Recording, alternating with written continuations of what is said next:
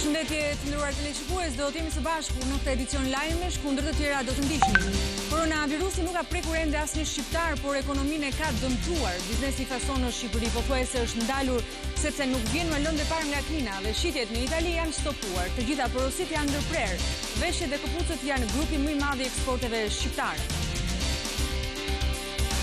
Arsyen se pse koronavirusi nuk po shfaqet në Shqipëri, mjekët e shpjegojnë me kushtet klimatike të rajonit, por edhe imunitetin e krijuar nga infeksionet e shumta që qarkullojnë. Në fakt edhe vende të tjera në Ballkan nuk kanë shpërthime epidemike. Presidenti Meta i ka dërguar një letër komisionerit për zgjerimin në Bashkimin Evropian, ku paraqet shqetësimet e tij për çështjen e gjykatës kushtetuese. Meta thotë se në mënyrë të pashpjegueshme nuk ka marrë përgjigje nga misioni Euralius. Votuesi Henry Cili foli sot për akuzat e ngritura ndaj tij. Ai dha shpjegime si aksioner i një studio ligjore, për të cilën tha se ka një marrëdhënie shërbimi mes studios ligjore dhe personave në procese gjyqësore. Janë bërë kontakte për shërbime juridike në funksion të mbrojtjes ligjore.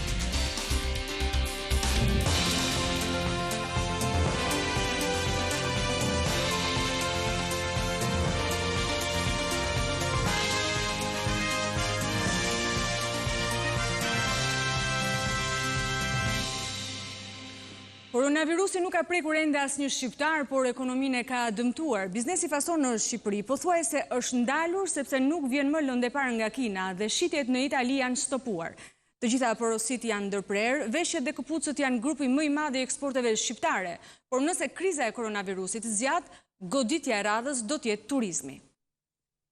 Edhe pse Shqipëria nuk ka regjistruar asnjë rast të konfirmuar me koronavirus, ekonomia shqiptare ka filluar të ndjej pasojat e parablokuese të epidemisë. Bizneset e fasonit tonë se mbyllja e fabrikave në Kinë ka ndërprer furnizimin e industrisë me lëndë të parë. Problemi kryesor që është Kina, nga e cila ne furnizojmë me lëndën e parë dhe me aksesor, të cilat kalojnë për klientët tanë në Itali dhe në Gjermani dhe nga atje vinë këtu tek ne. Kështu që me piksin e punës në fabrikat kineze, normalisht edhe për Shqipërinë ka filluar të ndihet ky efekti i koronavirusit. Ne shpresojmë që të jetë çështje 2-3 javësh, por asgjë nuk kemi të sigurt. Por vështirësia për siguruar lëndën e parë është vetëm njëra nga pasojat. Goditja më e madhe për industrinë shqiptare të fasonit është bllokimi i shitjeve në Itali, tregut kryesor ku shkojnë produktet shqiptare. Me anullimin e sfilatave dhe të sezonit të shitjeve në Itali, normalisht edhe për Shqipërinë ka filluar të ndihet ky efekti i koronavirusit. Konkretisht është që ne nuk kemi akoma të sigurt se si do jetë prodhimi i sezonit të dimrit për këtë vit. Kështu që ne nuk kemi asgjë të sigurt. Ne shpresojmë që të jetë çështje 2-3 javësh, por asgjë nuk kemi të sigurt. Veshjet dhe këpucët janë grupi më i madh i eksporteve në Shqipëri. Paralelisht kjo industri është një nga punëdhënësit më të mëdhenj në vend. Situata e krijuar nga shpërtimi i epidemisë koronavirusit ka filluar sa kaq të dëmtojë ekonominë shqiptare, por nëse epidemia do të zgjasë më shumë, atëherë efektet në ekonomi do të jenë edhe më të rënda, duke ushtrirë jo vetëm në industrinë përpunuese, por edhe atë të turizmit, dy burimet kryesore të valutës që hynë në vend. Arsyen se pse koronavirusi nuk po shfaqet në Shqipëri, mjekët e shpjegojnë me kushtet klimatike të rajonit, por dhe imunitetin e krijuar nga infeksionet e shumta që qarkullojnë. Në fakt, edhe vende të tjera në Ballkan nuk kanë shpërthime epidemike. Ndjekim Alma Demiraj. Shqipëria nuk ka asnjë rast të konfirmuar zyrtarisht të prekur me koronavirus. Autoritetet tona shëndetësore thonë se që nga fillimi deri më sot janë testuar 50 raste të dyshuara, por që kanë rezultuar negativ. Por çfarë po ndodh me Shqipërinë, kur Italia fqinje deri më sot është kthyer në vatrën e epidemisë për të gjithë Europën dhe nga Italia çdo ditë na vijnë 18.000 udhëtar. Shpjegimet mund të jenë të ndryshme, mund të jetë thjesht rastësia, mund të jetë karakteristikat klimatike të vendit, ndoshta, popullsia mikrobike që kemi neve si vend relativisht i ngrohtë është më e madhe se vendet tjera, vendet e ftohta, dhe kjo ngacmon në mënyrë të vazhdueshme sistemin tonë imunitar, dhe sistemi jonë imunitar është në një alert të vazhdueshëm, pra pengon kap çdo lloj mikroorganizmi që hyn, po të themi është gjithë rajoni i paprekur, se këto vende që janë, domethënë si Greqia, si Maqedonia kanë të importuar, domethënë nuk kemi as në këto vende nuk kemi përhapje komunitare, pra përhapje që të vinë nga njerëzit ke njerëzit. Të gjithë këto kanë pas një lidhje me vatrën, siç ka qenë Italia ose Kina. Kështu që edhe rajoni nuk është i prekur. Në fakt nuk rezultojnë të jenë prekur nga COVID-19 sipas burimeve zyrtare përveç Shqipërisë, Mali i Zi, Kosova dhe Serbia. Por të dhënat tregojnë se një pjesë e mire të prekurve nuk shfaqen simptoma, ndërkohë që në Kinë raportohet se kanë qarkulluar 2 lloje virusesh, njëri shumë agresiv, pra me simptoma të rënda, dhe një tjetër me simptoma më të lehta por që përhapej më shumë. Ekspertët kanë vlerësuar se virusi ka strukturë të ngjashme me atë të HIV-AIDS, ndaj dhe kundër tij po përdoren këto medikamente. Janë përdor medikamentet antiretroviral, pra medikamentet që përdoren për HIV-in, dhe kohët e fundit ka filluar të përdoret edhe një medikament antimalarik që ka mbi 70 vjet që është në qarkullim, që përdoret, klorinin fosfat, në mos gaboj me emrin, po është preparat antimalarik dhe duket sikur ky ka shumë efikasitet në trajtimin e këtyre personave të prekur. Këto informacione ku ka thënë këtë rezultat? Këto janë përdorur në Kinë, në Itali. Në vendin ton ka dyshime se virusi nuk kapet, pasi ne testojmë shumë pak raste. Janë testuar gjithsej 50 raste, ndërkohë që testohen vetëm ata të cilët vinë nga vendet e prekura dhe shfaqen simptoma në pikat tona kufitare. Ministria e Shëndetësisë hedh poshtë të gjitha dyshimet se laboratori virologjisë teston pak raste për mungesë kitesh, ata thonë se ka kite mjaftueshëm për çdo lloj skenari të mundshëm. Në Ballkan edhe Bosnjë-Hercegovina i shtohet listës së vendeve me koronavirus. Një emigrant në Itali ka infektuar edhe të birin, ndërkohë që në Itali numërohen ndërkohë 107 të vdekur.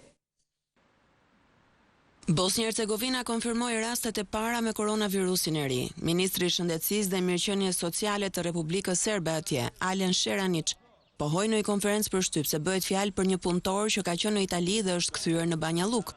Ai u transferua në një qendër klinike. Bashkëshortja e tij rezultoi negative, por fëmia është pozitiv me koronavirus, tha ministri, duke mos e përjashtuar mundësinë që rastet të shtohen. Thirrja që ai drejtoi qytetarëve është të kujdesen për higjienën personale. Këshilli i Ministrave i Bosnjë-Hercegovinës do të zhvillojë gjatë ditës një seancë të jashtëzakonshme për të diskutuar mbi situatën.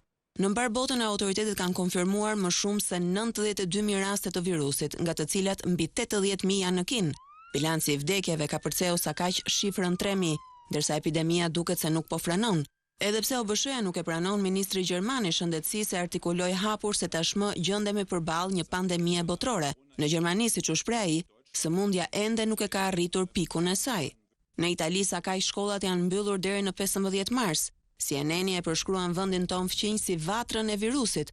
Prej andej përmes udhëtimeve, COVID-19 është përhapur në pjesë të ndryshme të botës, thot giganti televiziv amerikan. Bilanci i viktimave në Itali mbriti në 107, ndërsa të prekurit janë mbi 3.000. Edhe Zvicra ndërkohë ka shënuar vdekjen e parë nga koronavirusi. Në Shtetet e Bashkuara të Amerikës janë 11 të vdekur nga koronavirusi. Disa shtete kanë shpallur gjendjen e jashtëzakonshme. Ka arritur në 11 numri të vdekurve nga koronavirusi në Shtetet e Bashkuara dhe vendi është në panik. Kalifornia, Florida dhe shteti Washingtonit shpallën gjendjen e emergjencës. Nga sa shpjegoi guvernatori i Kalifornisë Gavin Newsom, kjo mas ndihmon të zbuten pak rregullat standarde e të jepet një përgjigje sa më e shpejtë epidemisë. Doma e përfaqësuesve ndërkohë aprovoi shumën prej $8 miliardë për t'i bërë ballë avancimit të virusit. Presidenti Trump, që kishte kërkuar 2.5 miliardë, lavdëroi vendimin në Twitter. Ky është një lajm i madh për shëndetësinë, ekonominë dhe kombin ton, shkroi ai.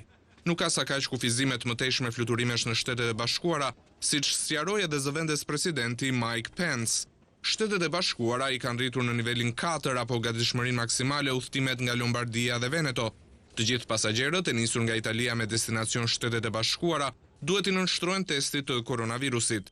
Në New York, 3 antar të një familje dhe fëmijë i tyre rezultuan pozitiv me virusin e ri. Për këtë arsye, rreth 1.000 njerëz në periferinë e kontez Westchester në veri të qytetit, ku jeton familja, janë urdhëruar të qëndrojnë brenda për shkak të ekspozimit të mundshëm ndaj virusit. Nga 11 viktimat në Amerikë, 10 janë vetëm në shtetin e Washingtonit, por shpërthim të virusit ka pasur edhe në Texas e Nebraska. Për më tepër, Qendra Amerikane për kontrollin dhe parandalimin e sëmundjeve njoftoi se do të rreqë kufizimet ekzistuese në testim dhe do të paraqesë udhëzime të reja për të shpejtuar testimin për ata që kanë frikë se janë të infektuar, por ende ekzistojnë pikpyetje se si do të mbahet ky premtim pasi laboratorët e shëndetit publik mbulin se aftësia e tyre për përpunimin e testeve është e kufizuar, shkruan BBC. Ekziston dhe çështja e kostos pas raportimeve se amerikanëve që nuk kanë siguracion shëndetësor u duhet paguajnë $1.000 për një analizë.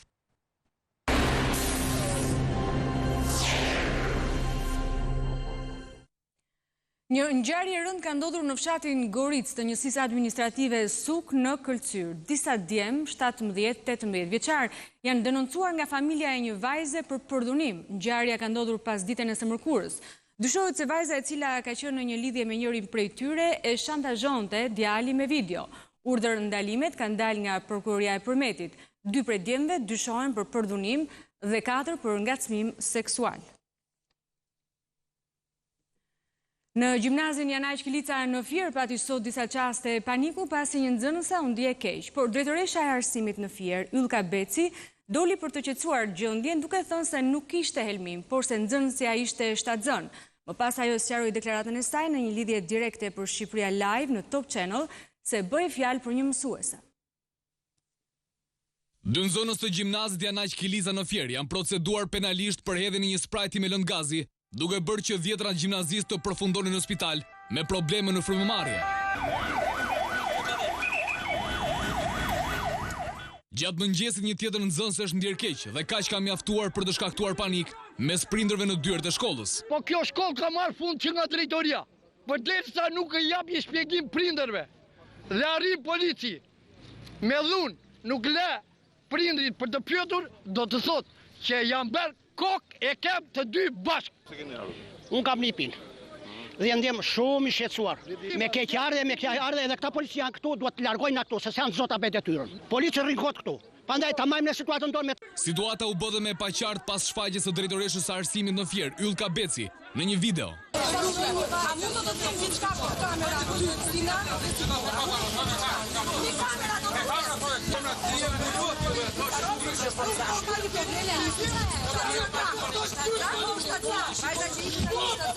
Vetë zonja Beci, në një lidhje me Top Channel në emisionin Shqipëria Live, pak orë më vonë, e përgënjeshtroi duke thënë se ishte duke folur për një mësuese shtatzën.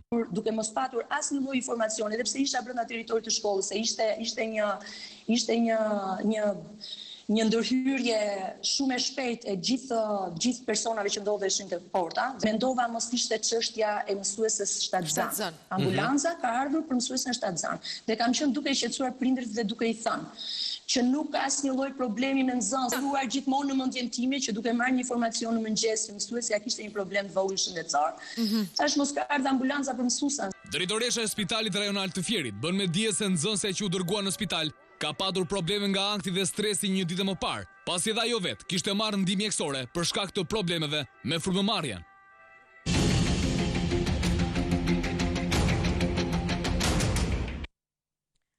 Presidenti Metaj ka dërguar një letër komisionerit për zgjerimin në Bashkimin Evropian, ku paraqet shqetësimet e tij për çështjen e gjykatës kushtetuese.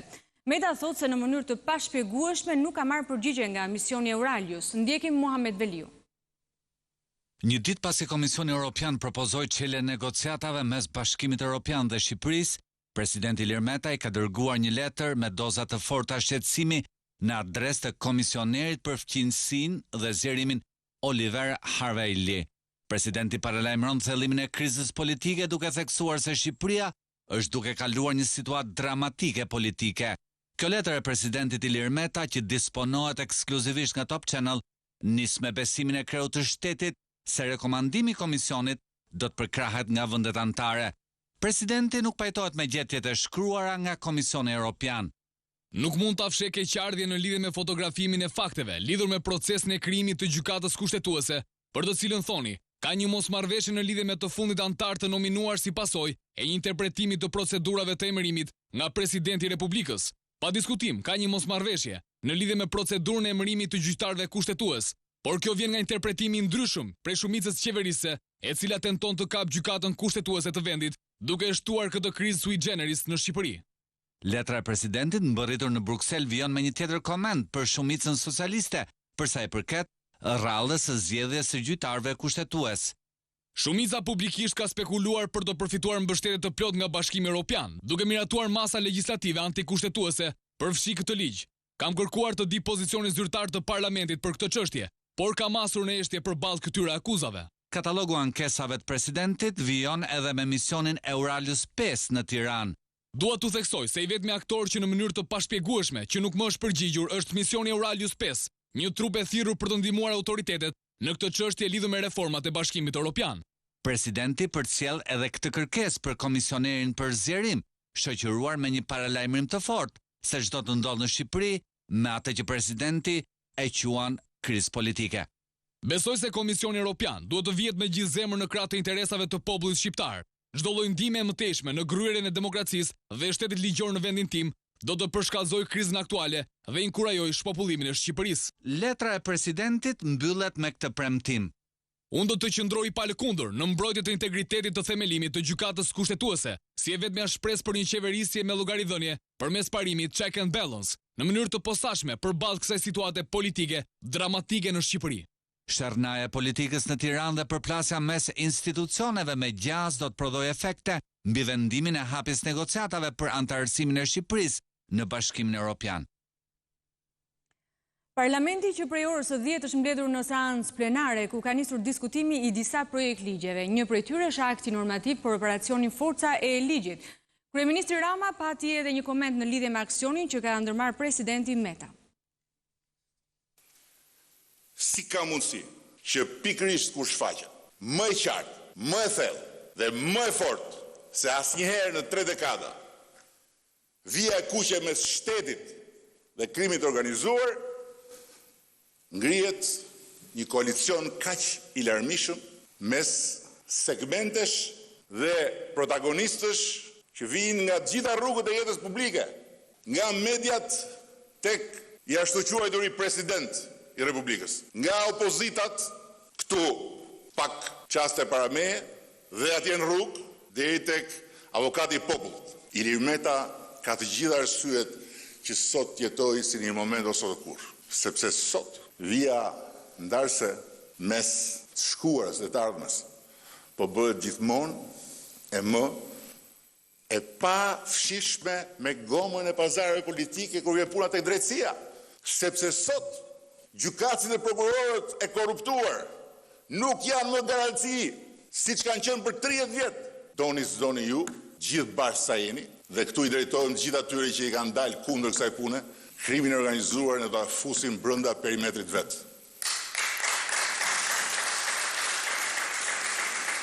Sot, më të tërbuar se kur, siç është ai i pari, i kinostudios Shqipëria e Re, e kanë fjalën për PD-n. Në këtë pikë, respekte që e latë PD-n, se do ishit bërë pjesë e servisit figurantëve për manifestimet. Që është qetëson juve që këta njerëz, të cilët duke menduar që vettingu nuk e kalojnë dot, se kuptohet se kalojnë dot, thonë kap çat kapësh deri kur ta kesh në dorë. Dhe këta kapin jo thjesht thaset me para nga këta tjerët, por kapin çdo ditë pronat e shqiptarëve, prona të njerëzve të cilët me sa kam dëgjuar, ju i përfaqësoni. Ju jeni ata të pronarëve apo jo? Ju jeni ata që qani hallin e pronarëve të lishëm, a? Ndërsa kreu i opozitës Lulzim Basha ishte në Shkodër, ku foli për inisje të protestave kundër qeverisë. Pas mitingu të 2 marsit të thirrur nga presidenti Ilir Meta, Partia Demokratike paralajmëron nisjen e protestave në të gjitha qytetet. Kreu demokratëve Lulzim Basha nga Shkodra deklaroi shkurtimisht se tani do të nisë shporrja e tiranisë, por në format demokratike. Shporrja e tiranisë dhe fitoria e demokracisë është objektivi i Partisë Demokratike dhe për këtë do bëjmë gjithçka, bashkë me Shkodrën dhe gjithë shqiptarët, me të gjitha format dhe mënyra demokratike. Ju përshëndes. Kryedemokrati ishte ditën e ejte në Shkodër ku zhvilloi një takim me të rinjtë e FRD-s dhe strukturat e Partisë Demokratike të këtij qyteti. Nëse je pranë një vendi ngjarjeje, nëse je pranë një aksidenti, nëse sheh abuzim pushteti ose personi që shkel ligjin, ti raporto në Top Channel. Mund të dërgoni imazhe me pamje filmike në Viber dhe WhatsApp në numrin e newsroomit ton 069 31 31 311. Ti raporton. Lajmi tani je ti. Botuesi Henry Cili foli sot për akuzat e ngritura ndaj tij. Ai dha shpjegime si aksioner i një studio ligjore për të cilën tha se ka një marrëdhënie shërbimi me studios ligjore dhe personave në procese gjyqësore. Janë bërë kontakte për shërbime juridike në funksion të mbrojtjes ligjore. 4 ditë pasi u la i lirë, Henry Cili theu eshtjen duke hedhur poshtë akuzat e ngritura ndaj tij nga prokuroria, se ka ndërhyrë për të siguruar favore në të paktën 2 raste për të dënuar me burgim të përjetshëm. Si ortak mazhoritar një firme legale me një entitet juridik krejt më vete, regjistruar në QKR, ku unë kam 75% aksioneve në datën 8/5/2019. Duke patur një interes të ligjshëm, pra si ortak, pas opinioneve ligjore të avokatëve të mi, kam takuar, kam para negociuar dhe negociuar, ndërmjetësuar me persona të ndryshëm në funksion të kontratave për shërbime juridike dhe konsulencash të tjera, që ofron çdo studio legale sipas ligjit dhe që janë dhe objekte i kësaj shoqërie tregtare. Si botues, Henry Cili pranoi të ketë takuar njerëz të drejtësisë, por mohoi të ketë ndikuar tek ta për çështje që studiot i ligjore ka pasur dhe kanë në ngarkim. Në lidhje me këto 2 çështje, për cilat pretendohet se kam kryer shkelje ligjore, nuk kam takuar asnjë gjykatës, asnjë përfaqësues të sistemit të lartë drejtësisë, as unë dhe as avokatët e mi të studios ligjore. Por a ka kërkuar për shpejtim të çështjeve të Fetiu Zeirajt dhe vëllezërve Aliko? Për shpejtimin patjetër, për shpejtim po, sa më shpejt, a ka mundësi të ishte çështja e parë, pse çdo zyrë avokatore ose studio ligjore më saktë, ka qëllim të jap pra sa besohet, dënimin sipas ligjit më minimal të mundshëm ose mundësisht pafajësinë kur rrethanat janë të tilla. Botuesi Henry Cili deklaroi se arrestimi i tij nuk kishte lidhje me politikën, duke paralajmëruar se do të apeloj masën e sigurisë detyrim paraqitje dhe krahas pafajësisë do të kërkojë dëmshpërblim. Një grup prej 6 personash është arrestuar në Tiranë si pjesë e një grupi që merreshi me falsifikime dokumentash. Ata bënin gjithçka që nga pasaportat, patentat, kartat e identitetit apo certifikatat. Një hetim i prokurorisë së Tiranës në bashkëpunim me policinë e këtij qyteti i shtrirë për gjatë një viti, vuri në pranë nga 6 persona, të cilët dyshohet se kryenin falsifikime të dokumentave. Gjatë operacionit, policia zbuloi një laborator që shërbente për falsifikimin e pasaportave, patentave, kartave të identitetit, certifikatave profesionale, diplomave të shkollës e tjerë. Ndërkaq më herët gjatë hetimit, në pranë nga janë vënë edhe 6 persona të përfshirë në këtë grup falsifikatorësh, duke çuar në 12 numrin e të arrestuarve. Këta shtetas në bashkëpunim me njëri tjetrin, duke kryer këto falsifikime, mundësonin edhe kalim të palishëm të kufive për në vendet e Bashkimit Evropian, me qëllim qëndrimi si rezident, si dhe përdorimin e dokumentave për tranzit në Angli. Si prova materiale, u sekuestruan një laborator ku kryeshin falsifikimet dhe që funksiononte në banesën e 2 të njërit prej të arrestuarve. Po ashtu, u sekuestruan një automjet dhe 11 aparate celular. Të gjithë të arrestuarit e operacionit të quajtur laboratori do të përballen me akuzat e prokurorisë për veprat penale, falsifikimi letër njoftimeve, pasaportave ose i vizave dhe ndihma për kalim të palishëm të kufirit.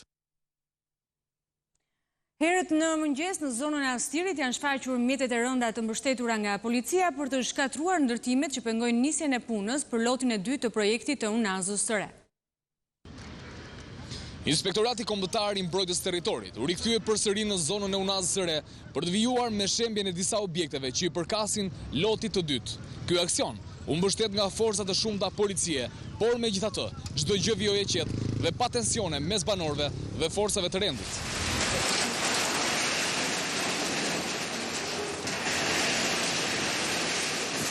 Aksioni nisi që prej orës 6:30 të mëngjesit të së njëjtës dhe u zhvillua në disa pjesë të lotit të 2, duke filluar që nga ura e lanës për të vijuar më tej deri në afërsitë të kryqëzimit të zonës së Ysberishtit. Pas mbylljes për rreth 3 orë të rrugës Teodor Keko, policia u dëshi të hapte njërin katë rrugës me qëllim lirimin e trafikut, i cili rëndua në pjesë të ndryshme të Tiranës. Ky është aksioni i tretë intensiv që Inspektorati Kombëtar i Mbrojtjes së Territorit zhvillon në këtë zonë, ku në 2 aksionet e para u shembën 41 objekte që i përkisnin lotit të parë, aty ku tashmë ka vijuar puna për ndërtimin e Unazës së Re. Në Gjirokastër ka emergjencë për shkak të mbetjeve që depozitohen në çdo vend, edhe në brigjet e lumenjve. Ndjekim Kristina Fidhin. Gati 10 ton mbetje ka larguar Agjencia e Shërbimeve Publike prej breg lumit të Drinos përballë qytetit të Gjirokastrës në 2 ditët e fundit. Sasia në fakt është shumë e madhe dhe është e shtresëzuar prej vitesh. Burimet e ndotjes në këtë territor që po bëhet gjithnjë dhe më problematik janë rrjedha lumit, por edhe për rejnë të cilët përshkojnë qytetin e Gjirokastrës, ku banorët hedhin pa rreshtur mbetje. Situatën e rënduar shumë vjeçare e konfirmon dhe kryetari i bashkisë. Do kemi masa, do kalojmë shumë shpejt në Këshillin Bashkiak edhe besoj brenda muajit mars do të kalojmë masat ndëshkuese për gjithë ndotësit e ambientit. Banorët këtu kanë kazanit, pra po ta shohësh kazani nuk është më larg se 100 metra dhe nuk dënjojnë të shkojnë në kazanin, por u pëlqen më mirë të ndotin lumin, bregun e lumit, se sa të çojnë te kazani. Patjetër që kemi një plan edhe për landfillin, edhe për punimin e ujrave të zeza. Këto janë brenda besoj një periudhë 4 vjeçare ne do të kemi ndërhyrje, qoftë landfillin e qytetit, por qoftë edhe ndërhyrjen në ujrave të zeza. Agjencia e Shërbimeve Publike në Gjirokastër me 7 mjete nga të paktën 9 të nevojshme, por dhe me një mungesë në të paktën 250 kontenjer, flet për një depozitim vjetor prej 20.280 metër kub mbetje në vend grumbullimin e Gërhotit. Megjithatë, këtë vit sasia e mbetjeve të larguara është 2 fish edhe në 10 nga 37 fshatrat e Bashkisë së Gjirokastrës, ku ka nisma për fushata menaxhimit të mbetjeve, sidomos në destinacionet e turizmit rural, ekoturizmit. Që prej tërmetit urgjenca e Laçit është vendosur në një qendër bamirësie. Mjekët kërkojnë zgjidhje pasi në këtë periudhë me fluks gripi e kanë pasur të vështirë të përballojnë pacientët. Ndjekim Kristiana Pemaj. Tërmeti i 26 nëntori solli dëme të shumta në qytetin e Laçit. Një ndër godinat e cila pësoi dëme të shumta dhe u shpallë pabanueshme dhe do shembet së shpejti është Spitali i Laçit. Urgjenca e Spitalit të Laçit tashmë është vendosur në qendrën para e mirësisë. Të gjitha pajisjet tashmë janë të zhvendosura këtu për të ardhur në ndihmë të gjitha atyre personave të cilët kanë nevoja.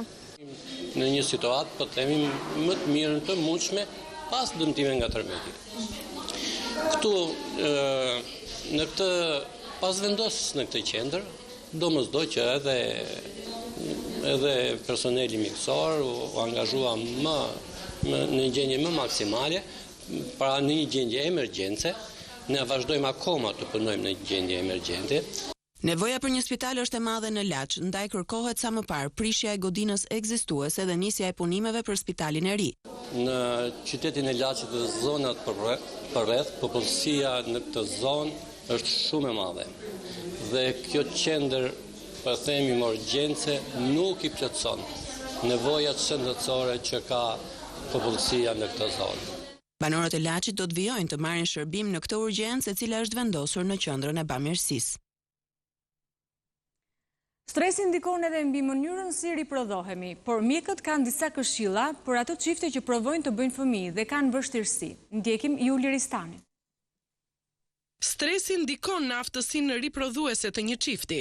Për herë më shumë hasim njerëz që thonë se megjithëse analizat dalin mirë, nuk arrin dot të bëjnë një fëmijë. Ajo që duhet është mos të kenë stres. Dhe këtë e tregon akoma më shumë tek çifte që janë futur procedurës të in vitros, kanë sjellë në fëmijë me fertilizim in vitro në jetë një fëmijë dhe për një vit vetë ata ngelen në mënyrë natyrale. Pse? Sepse ke hequr stresin që unë jam bërë me fëmijë dhe vjen. Me përvojë pune prej gati 10 vjetësh edhe në spitale në Greqi, ginekologja na tregon se çfarë vëren në punën e përditshme. Kam hasur çifte 24-25 vjeç që përpiqen muajin e parë dhe muajin e dytë vjen thonë çfarë ndodh. Dhe shpesh i shoqëron mamaja, motra. Nuk është vetëm faktori ne si çift nëse nuk po bëjmë një fëmijë. Janë edhe faktorët, sidomos në Shqipëri, faktorët social që e stresojnë çiftin pse nuk po bën një fëmijë. Kur një çift vendos të sjellë në jetë një fëmijë, 12 muaj i kanë në dispozicion. Një vit përpjekje. Nëse mbas 12 muajsh nuk ke rezultat, atëherë shkon tek mjeku yt. Numri i lindjeve në vend po vjen në ulje nga viti në vit dhe në këtë ndikojnë sa faktorët ekonomik, aq edhe ata social. Një arsye është që gratë lindin një fëmijë dhe ngelen tek ai fëmijë. Gjithashtu, çiftet, si gratë si burrat, nuk marrin guximin në përgjithësi të bëjnë fëmijë dhe kjo shkon në rritjen e moshës kur një grua ngel shtatzan për herë të parë dhe sjell në jetë një fëmijë. Mosha, stili jetës, duhani, alkooli, smogu, ulin fuqinë riprodhuese të njeriut. Por kur është mosha optimale për të patur një fëmijë? Tani aty tek 27, 28, 29 vjeç që ke vënë bazat për një jetë, ke njohur partnerin, ke mbaruar një shkollë, ke vënë bazat për punën. Edhe ta lësh pas të 40-tave që je krijuar si personalitet, si profesionist dhe aty prap janë vështirësitë sepse trupi është lodhur. Ti mund të ndihesh shumë mirë, mund ndihesh 25 vjeçar, por trupi është 40 vjeçar. Elbasani po përgatitet për ditën e verës. Këtë herë është planifikuar një javë festime. Jo 2 ditë, por plot një javë aktivitete ka përgatitur Bashkia e Elbasanit me rastin e festës tradicionale të ditës së verës. Qyteti i luleve dhe ballokumeve ka filluar tashmë t'i gëzohet stinës së bukur. Të parët e ka nisur festën të vegjëlit e kopshteve me aktivitete në Parkun Rinia. Ndërkohë nënkryetaria e bashkisë zbuloi një pjesë të agjendës. Do të kemi risi si vjet, një panajir zejtarie dhe kulinarie për gjatë mureve të Kalas, përpos panajirit industrial që është bërë çdo vit në qytetin tonë pranë Pallati Sportit Omar Sinani. Panajiri i cili do të promovoj vlerat tona. Infrastruktura e parkut tashmë është e përfunduar, është e rivitalizuar dhe jo më kot kemi pozicionuar moshën më të bukur dhe më delikate, 3 deri 6 vjeç, që aktivitetet e tyre t'i shpalosin në Parkun Rinia.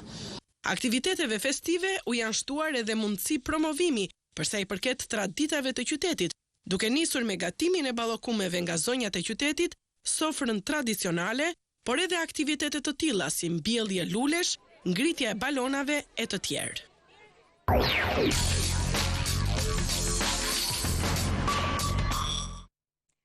Pak pasi kryeministri Kurti informoi institucionet amerikane për procesin e heqjes së taksës, sërish amerikanët ngulmojnë që taksa të hiqet plotësisht. Në Vjen të Austrisë është mbledhur këshilli i përhershëm i OSBE-s në një takim ku po marrin pjesë të gjithë krerët e organizatës nga shtete të ndryshme, përfshirë edhe Shtetet e Bashkuara të Amerikës. Për Kosovën atje ka raportuar ambasadori Jan Brathu, i cili drejton zyrën e OSBE-s në Prishtinë. Lidhur me raportin e prezantuar prej tij, reagoi ambasadori amerikan në këtë mision Harry Kaiman, i cili tha se kishte arritur ta kuptonte më në detaje situatën. Por sërish ai i mëshoi idesë së heqjes së taksës. Kaiman kujtoi se administrata e Shtetit të Bashkuara të Amerikës është e fokusuar për avancimin e raporteve mes Prishtinës dhe Beogradit. 2 të dërguar të posaçëm amerikan po punojnë që të kapërcehet ngërçi mes 2 vendeve, e kjo është thelbësore për stabilitetin rajonal dhe të ardhmen, sa i ngarkuari me punë i SBA-ve në misionin e OSBE-s. Sipas tij, marrëveshjet e arritura për lidhjet ajrore, rrugore dhe hekurudhore mes Prishtinës dhe Beogradit dëshmojnë se zgjidhjet praktike janë të mundshme dhe se të 2 vendet do të shohin përfitime të prekshme ekonomike nga normalizimi i raporteve. Por ai nënvizoi se Shtetet e Bashkuara e kanë të qartë se qeveria e Kosovës duhet të pezullojë taksën dhe se të 2 palët duhet të rinisin negociatat e nga ky qëndrim nuk lëvizet. Gjatë këtyre ditëve të fundit, kryeministri i Kosovës Albin Kurti i ka dërguar letra presidentit Trump dhe krerëve të BE-s përmes të cilave i njoftonte mbi prioritetet e qeverisë së tij si dhe rëndësinë e dialogut Kosovë-Serbi.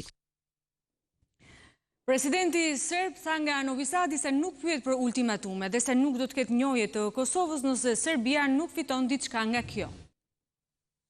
Presidenti serb Aleksandar Vučić deklaroi në Novi Sad se nuk do të ketë njojje të pavarësisë së Kosovës nëse edhe Serbia nuk fiton diçka prej kësaj. I pyetur nga gazetarët vendas se si do t'i përgjigjet Beogradi, atij që e quajtën ultimatumi Prishtinës, ai u përgjigj. Çfarë ultimatumi? Që ne të detyrohemi t'i pranojmë dhe të mos fitojmë asgjë. Nuk del gjë prej kësaj. Ata le të bëjmë punën e tyre, ne do të bëjmë tonën dhe pastaj të shohim se kush del më i suksesshëm, është shprehur presidenti serb, duke shtuar se në këtë rast është vendimtare të ruhet sidoqoftë paqja dhe stabiliteti. Ai konfirmoi se Washingtoni është serioz në qëllimet që taksa e Prishtinës ndaj produkteve serbe të hiqet dhe se beson që trysnia amerikane do të vazhdojë. Sa kaq i dërguari i posaçëm e presidentit Donald Trump për dialogun Prishtinë-Beograd, Richard Grenell, e ka bërë të qartë se Kosova duhet të heqë taksat ndaj mallrave serbe, por nga ana tjetër kërkoi që dhe Serbia të ndalojë fushatën për tërheqjen e njojjeve të pavarësisë së Kosovës. Kjo e fundit duket se nuk po ndodh, siç u pa qartë dhe nga deklaratat e ministrit të jashtëm serb Ivica Dačić, i cili pak ditë më parë trumpetoi me të madhe tërheqjen e njojjes së mëvetësisë së Kosovës nga Sierra Leone. Kemi ardhur këtu në fund të këtij edicioni informativ. Unë ju falenderoj për vëmendjen. Bashkë mirupafshim.